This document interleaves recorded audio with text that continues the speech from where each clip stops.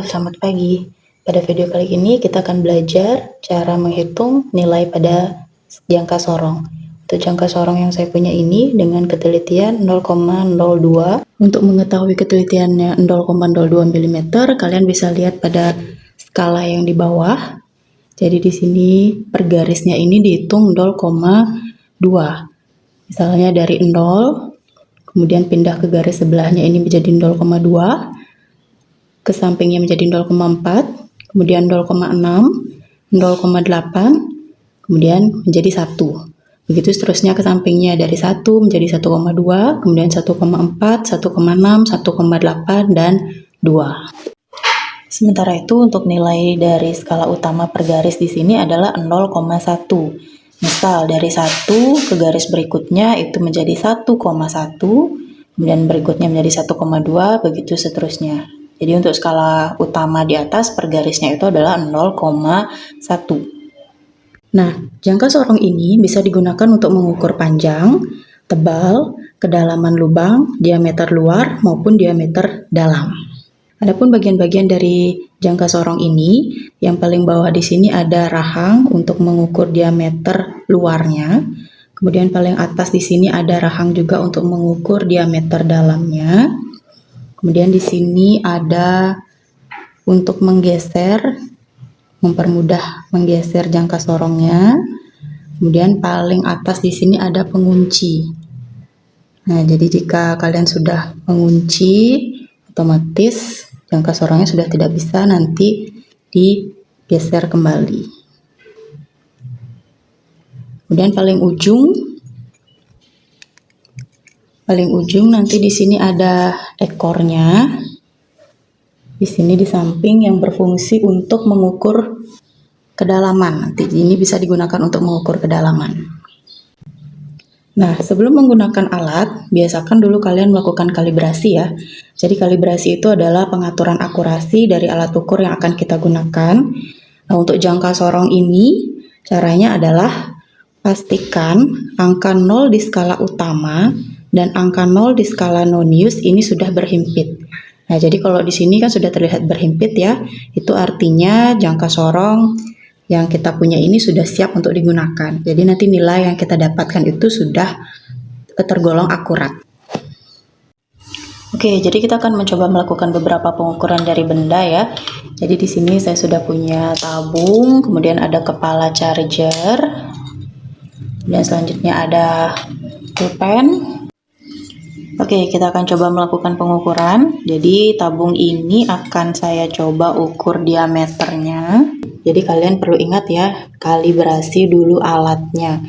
Jadi nolnya ini harus berhimpitan antara yang skala utama dengan skala nonius.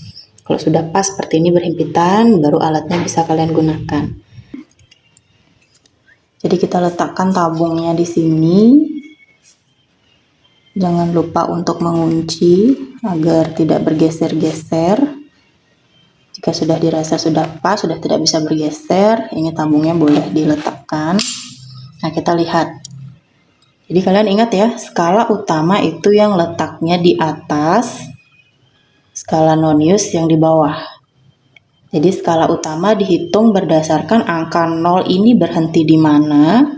Sementara untuk skala noniusnya dihitung berdasarkan garis yang saling berhimpitan. Nah, untuk pengukuran yang ini, kita lihat skala utama, nolnya berhenti sebelum angka 3. Ya, jadi nolnya ini berhenti sebelum angka 3. Berarti yang kita gunakan adalah 2,9. Berarti skala utamanya adalah 2,9. Sementara untuk skala noniusnya, kita cari yang saling berhimpitan. Yang saling berhimpitan di sini, nah ini berhimpitannya di angka 8 ternyata. Berarti skala noniusnya di sini adalah 0,08. Kemudian untuk hasilnya kita hitung skala utama ditambah skala nonius.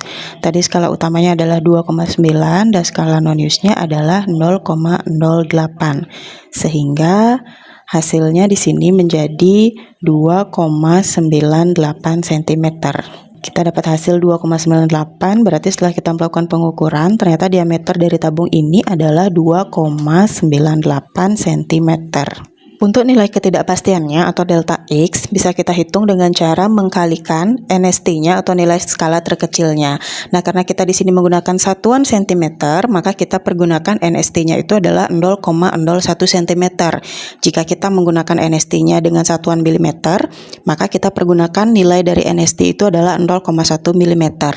Nah, untuk rumus dari nilai ketidakpastian atau delta X itu adalah setengah dikali NST, di mana NST yang kita gunakan di sini adalah 0,01 cm, maka nilai ketidakpastian atau delta X-nya di sini dapat kita hitung yaitu setengah dikali 0,01 cm, hasilnya adalah 0,005 cm.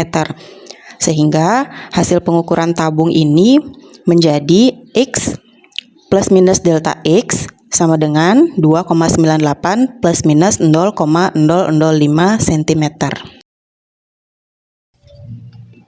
Oke, selanjutnya kita akan mencoba mengukur ketebalan dari kepala charger ini. Jadi kita letakkan jangka sorongnya di sini. Jika sudah pas, jangan lupa untuk mengunci biar tidak bergeser-geser. Sudah ya, ini sudah pas. Oke, perlu kalian ingat skala utama itu yang letaknya di atas, skala non-use itu yang letaknya di bawah, bagian bawah, yang saling berhimpitan. Oke, kita lihat untuk skala utamanya di sini, nolnya berhenti di 2,4. Ya, jadi ini nolnya berhenti di 2,4, berarti skala utamanya itu adalah 2,4. Sementara itu untuk skala non-use-nya yang berhimpit setelah kita perhatikan itu berhenti di angka 9. Jadi skala non-use-nya itu adalah 0,09. Berarti ketebalan dari kepala charger ini tadi skala utamanya adalah 2,4 dan skala non-use-nya adalah 0,09. Maka kita dapat hasil yaitu 2,49 cm. Untuk nilai ketidakpastiannya itu sama dengan perhitungan yang sebelumnya ya. Kita masih menggunakan NST-nya dalam satuan cm, yaitu delta X sama dengan setengah dikali NST, yaitu NST-nya 0,01 cm, maka tinggal kita kalikan setengah dikali 0,01 cm, sehingga kita dapat nilai ketidakpastiannya atau delta X-nya itu adalah 0,005 cm.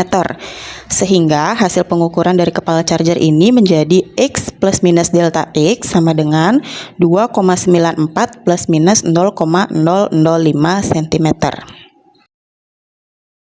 Nah, yang ini kita akan mencoba mengukur ketebalan dari pulpen ini. Kita letakkan pulpennya di sini.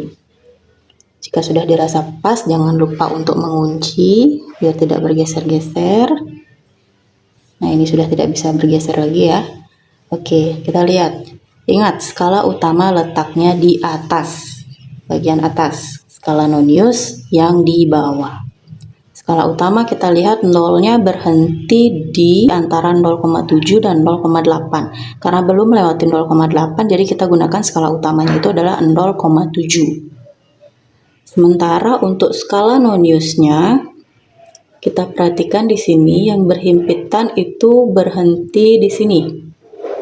Di garis ketiga setelah angka 4. Berarti skala non-use-nya adalah 0,046.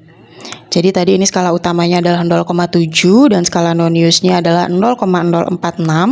Jadi kita tambahkan skala utama ditambah skala non-use. 0,7 ditambah 0,046. Kita dapat hasil yaitu 0,746 cm. Berarti setelah kita melakukan pengukuran, kita tahu ketebalan dari pulpen ini adalah 0,746 cm. Untuk nilai ketidakpastiannya sama dengan perhitungan yang sebelumnya ya, kita masih menggunakan satuan cm, yaitu delta X sama dengan setengah dikali NST, sama dengan setengah dikali 0,01 cm. Kita dapat hasil delta X-nya 0,005 cm. Sehingga hasil pengukuran dari pulpen itu menjadi X plus minus delta X sama dengan 0,746 plus minus 0,005 cm. Selanjutnya kita akan coba mengukur kedalaman dari tabung ini ya. Jadi kita gunakan bagian ekor yang di samping di sini. Kita keluarkan, kita masukkan ke bagian tabung. Jadi paskan sampai ekornya tadi itu menyentuh dasar dari tabungnya. Oke, kita paskan. Nah, jika sudah dirasa pas, kita kunci agar tidak bergeser-geser. Kemudian kita lihat skala utama dan skala non-use-nya. Skala utamanya berhenti nolnya itu melewati satu garis setelah angka 6. Berarti skala utamanya di sini adalah 6,1. Ya, 6,1. Kemudian untuk skala non-use-nya, karena ini sudah pas berhimpitnya, angka nolnya yang di bawah, pas berhimpit dengan yang di atas, berarti skala non-use-nya ini adalah 0. Jadi skala utamanya 6,1, skala non-use-nya 0. Berarti kita tambah 6,1 ditambah 0, itu hasilnya adalah 6,1. Berarti kedalaman dari tabung ini adalah 6,1. Untuk nilai ketidakpastian pada pengukuran tabung ini, kita menggunakan satuan cm dan perhitungannya menjadi delta X sama dengan setengah dikali NST. Sama dengan setengah dikali 0,01 cm, kita dapat hasil yaitu 0,005 cm. Sehingga hasil pengukuran dari tabung itu menjadi X plus minus delta X sama dengan 6,1 plus minus 0,005 cm. Oke, sekian untuk video cara membaca nilai dari jangka sorong. Semoga bermanfaat ya.